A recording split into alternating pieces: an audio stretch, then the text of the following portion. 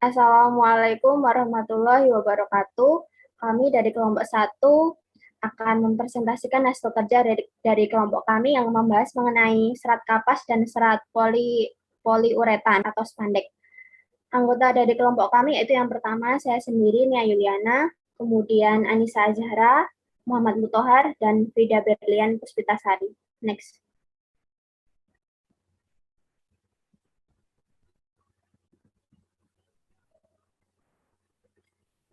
Yang pertama yaitu serat kapas atau cotton fiber. Serat kapas atau cotton fiber dihasilkan dari rambut biji tanaman kapas. Tanaman kapas termasuk dalam jenis Gossypium. Tanaman yang berhasil dikembangkan adalah jenis Gossypium hirsutum dan Gossypium barbadens. Kedua tanaman ini berasal dari Amerika. Gossypium hirsutum kemudian terkenal dengan nama upland atau kapas Amerika, dan Gossypium barbadens Sea Island. Kapas upland merupakan kapas yang paling banyak diproduksi dan digunakan untuk serat tekstil. Sedangkan kapas Sea Island, meskipun produksinya tidak terlalu banyak, tetapi kualitasnya sangat baik karena seratnya halus dan panjang. Oleh karena itu, pertumbuhan serat kapas banyak dipengaruhi oleh susunan tanah, iklim, dan pemeliharaan. Biji tanaman kapas akan tumbuh setelah jangka waktu 15 hari mulai tanaman tersebut. Buah kapas mulai tumbuh sekitar 20 hari setelah berbunga. Saat itu, serat mulai tumbuh dari biji-biji kapas, sehingga buah nampak membesar. Kemudian buah kapas mulai membuka 45 hari kemudian. Kapas dengan istilah cotton ball. Next.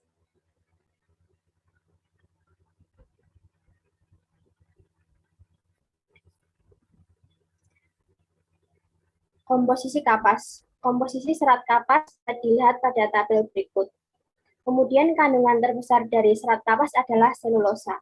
Zat lain selain selulosa akan menyulitkan masuknya zat warna pada proses pencelupan. Oleh karena itu, zat lain selain selulosa dihilangkan dalam proses pemasakan. Next.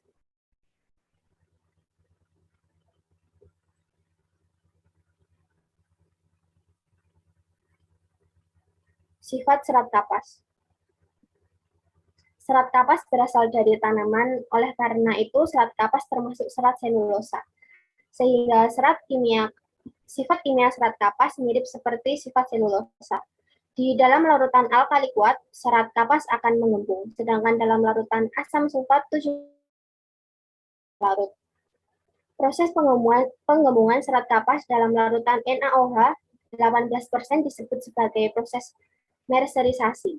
Kapas yang telah mengalami proses merserisasi mempunyai sifat kilau yang lebih tinggi, kekuatan lebih tinggi, dan daya serap terhadap zat warna yang tinggi. Oksidator selama terkontrol kondisi pengerjaannya tidak mempengaruhi sifat serat, tetapi oksidasi yang berlebihan akan menurunkan kekuatan tarik serat kapas. Oleh karena itu, pada proses pengelantangan yang menggunakan oksidator, harus digunakan konsentrasi oksidator dan suhu pengerjaan yang tepat agar tidak merusak serat. Serat kapas mempunyai warna putih akan semakin kekuningan di dalam penyimpanan yang lama. Adanya pengaruh cuaca, debu, dan kotoran menyebabkan kapas berwarna putih keabu.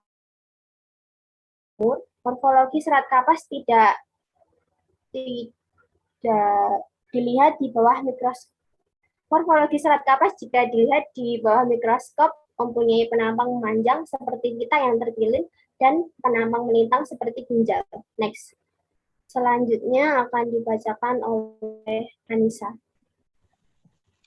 Karakteristik serat kapas, daya serap hidrofilik moisture regain 8,5%. Daya celup terhadap zat warna sangat tinggi, efek panas tahan suhu yang cukup tinggi, dapat dididihkan dan dipres dan disetrika. Elastisitasnya kurang baik, biologinya anti hama, dapat diserang oleh ngengat, dapat hancur oleh jamur. kimianya tidak tahan terhadap asam yang kuat, tidak tahan terhadap alkali, tidak tahan terhadap bahan kimia yang berlebihan. Pembakarannya terbakar habis, tidak meninggalkan abu. Sinar matahari akan memburu atau sinar matahari berlebihan. Stabilitas dimensi dapat terjadi penyusutan jika dilakukan pencucian yang tidak sesuai. Kekuatan 2-3 gram atau denir, kekuatan akan meningkat 10% lebih kuat ketika basah. Mulurnya, mulur serat kapas berkisar antara 4-13%, bergantung pada jenisnya dengan mulur rata-rata 7%. Warnanya, warna kapas tidak betul-betul putih, biasanya sedikit krem. Next. Proses pembuatan serat kapas. Dengan penemuan gin kapas, mesin pengelola yang diciptakan pada akhir abad ke-18 oleh Eli Whitney, produksi serat kapas menjadi bertambah lebih dari 50 kali lipat dalam 10 tahun pertama. Hari ini Cina dan Amerika merupakan dua negara produksi kapas terbesar, diikuti oleh India, Pakistan, Brazil, Yunani, dan Turki. Tanaman kapas ditanam di musim semi dengan menggunakan mesin yang dapat menanam sebanyak 12 baris biji kapas sekaligus. Tanaman ini akan terlihat muncul di atas tanah dalam kondisi dan cuaca yang waktu seminggu dan dalam waktu sekitar 1,5 bulan. Tanaman ini akan matur dan mulai berbunga. Masa berbunganya terhitung singkat, hanya beberapa hari semenjak bunganya muncul. Lalu akan hilang meninggalkan bagian yang akan matang menjadi sebuah pot, polong, atau yang disebut juga dengan buah kapas atau bol. Next. Proses pembuatan serat kapas. Biji kapas dan seratnya tumbuh di dalam buah kapas ini yang dapat ditemukan di tiap tanaman kapas dan akan terbuka apabila tanamannya telah mencapai tahap matur. Ada sekitar 500.000 serat putih yang terkandung di dalamnya. Sebelum dipanen menggunakan mesin, daun dari tanaman kapas perlu disingkirkan dengan menggunakan kimia. Namun di beberapa daerah, tanaman ini akan otomatis kehilangan daunnya secara alami akibat temperatur yang sangat dingin. Kebanyakan mesin panen di Amerika meniup udara dengan kecepatan tinggi pada tanaman kapas ini agar serat dan buah kapasnya dapat terpisah sebelum mengumpulkannya. Setelah kapas dipanen, buah kapas ini dikirim ke mesin pengelola di pabrik tekstil yang akan memisahkan biji dan seratnya. Daun, kotoran, sampah, cabang batang, dan benda asing lainnya juga akan ikut tersingkirkan. Sebuah mesin yang disebut khusus secara terpisah akan membersihkan dan mengeringkan serat kapas, kemudian dikompres menjadi sebuah bol besar yang beratnya bisa mencapai hingga 500 pon. Setelah proses ini selesai, pabrik pemintalan kapas sekarang sudah bisa membeli bol kapas tersebut dan mengelolanya menjadi benang pintal. Next.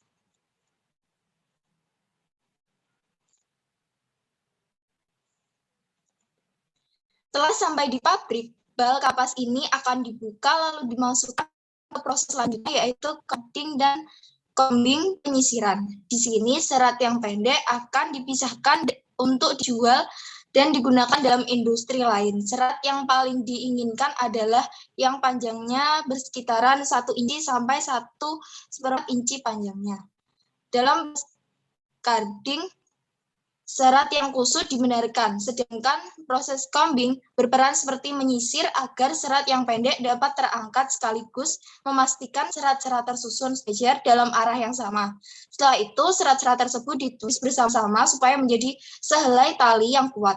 Tali-tali ini kemudian di-spin dengan mesin atau tangan menjadi sehelai benang. Benang-benang ini lalu dapat kembali diproses dengan beberapa teknik finishing seperti pewarnaan atau bleaching atau untuk membuatnya tahan air waterproof atau tahan kusut spring leakproof.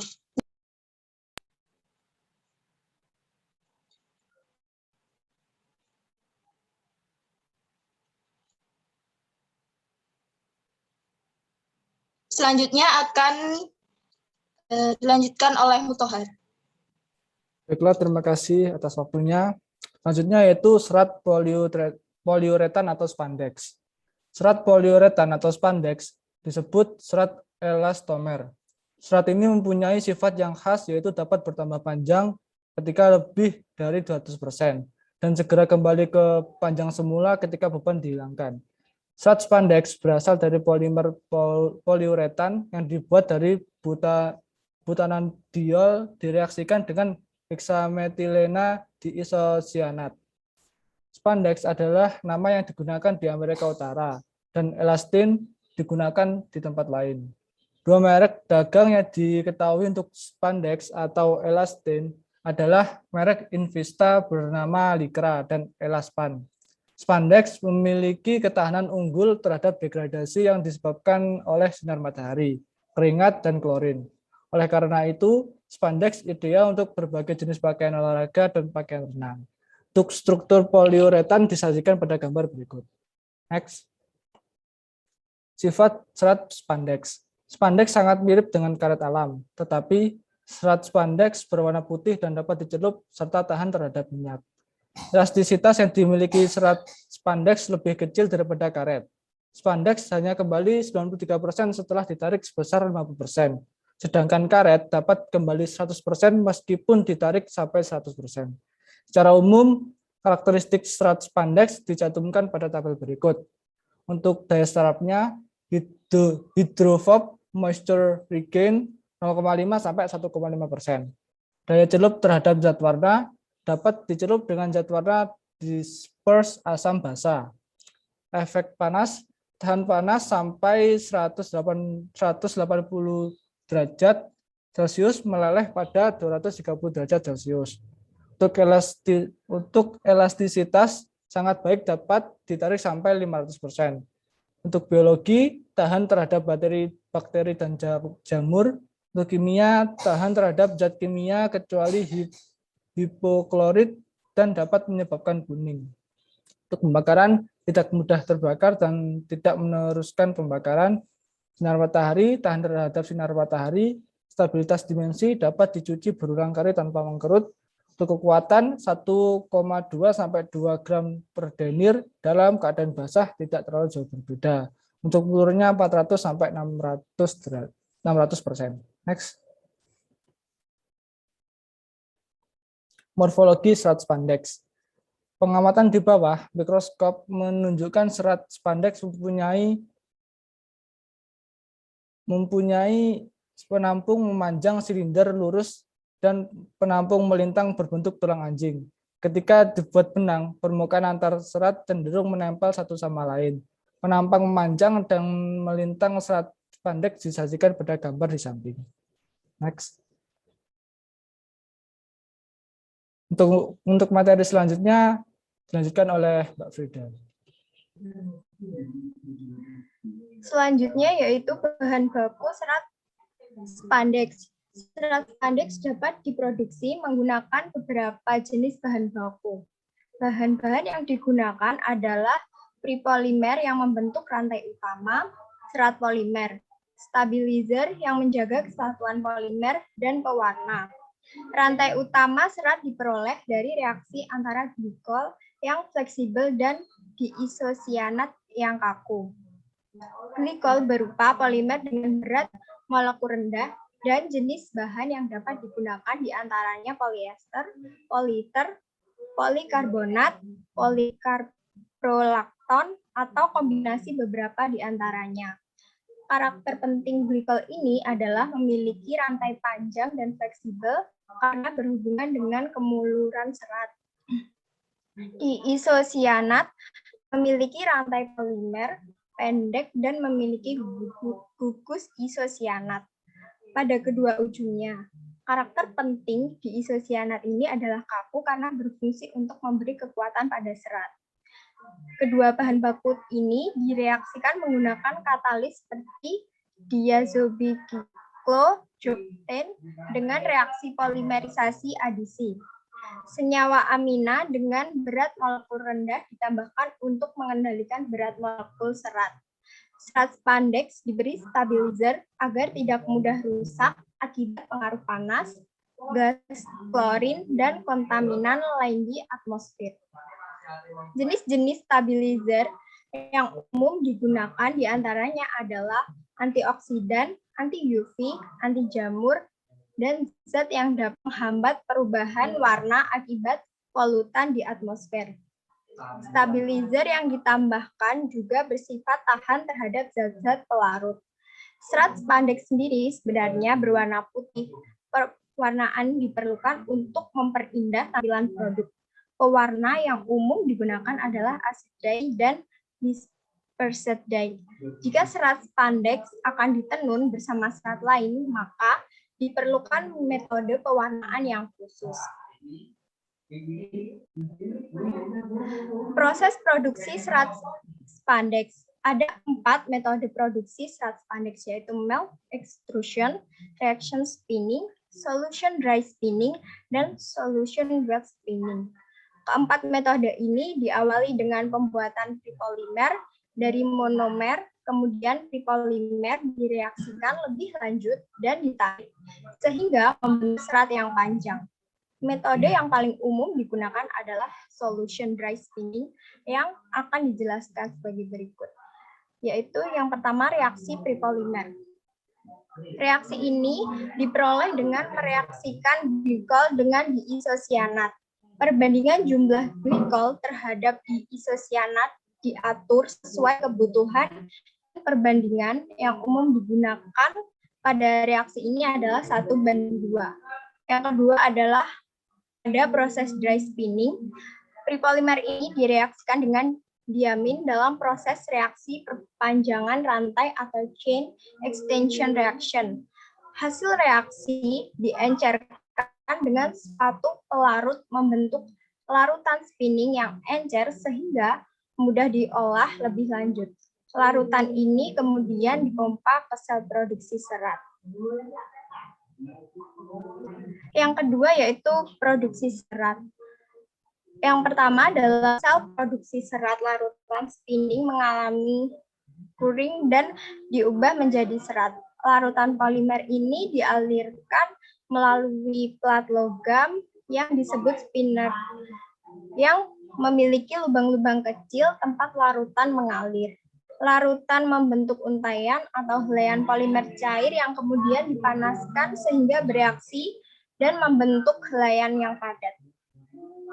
Beberapa helai serat yang keluar dari sel produksi dibundel menjadi satu sehingga menghasilkan ketebalan yang diinginkan.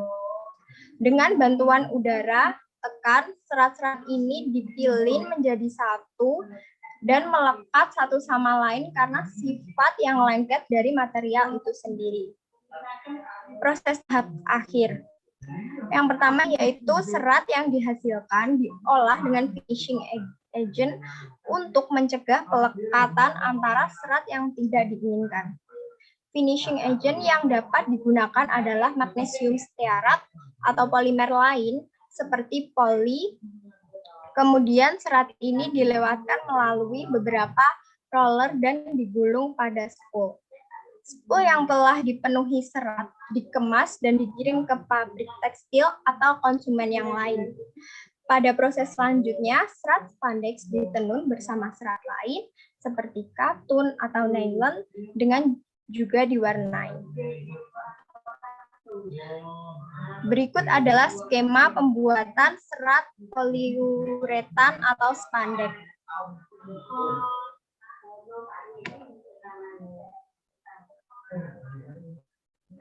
Terima kasih atas perhatiannya untuk presentasi kami. Semoga materi yang kami sampaikan bermanfaat untuk semua.